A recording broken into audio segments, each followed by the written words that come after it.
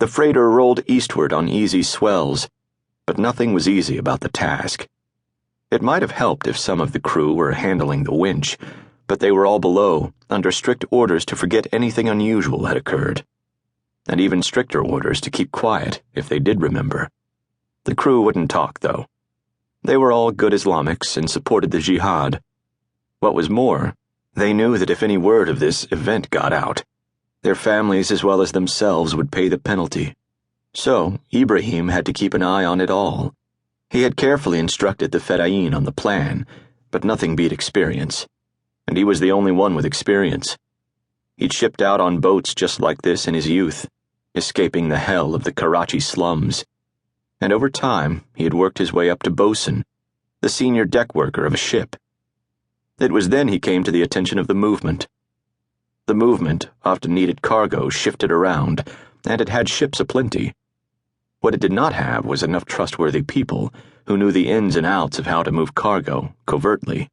Oh, there were many such, but there were never enough. Guns, rockets, and ammunition, women and drugs to pay for the weapons, people. There were so many things the movement needed, moved. This mission, though, was so complicated Ibrahim could only hope any of it went right. But he only had to ensure this one small part, and that was difficult enough.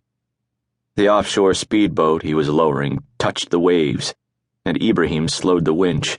The massive boat, nearly 15 meters long, was big and tough, but it wouldn't take it well if the waves slapping the ship's side overwhelmed it, or it slammed into the freighter's hull. Hiding the damned things had been bad enough. If Ibrahim had had his way, the boats would have been locally purchased. There were many such in the area. It would have been a joke straight from Allah to buy them from the American government. The Americans often seized such boats running drugs in this area, and just as often sold them back to the drug runners at auction. Instead, these had been purchased in Europe, shipped in one of the many freighters owned by the movement to Africa, transferred to another and transferred again to Ibrahim's ship, carefully secured out of sight in the hold.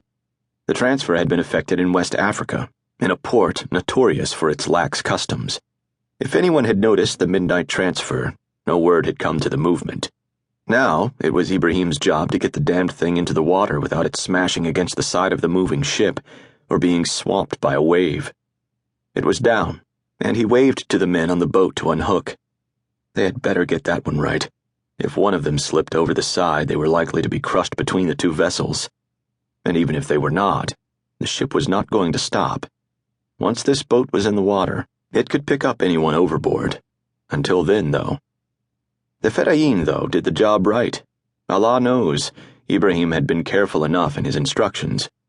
First, the young man, a Yemeni, with some small boat experience, started the engine and unhooked the rear connection. Very important.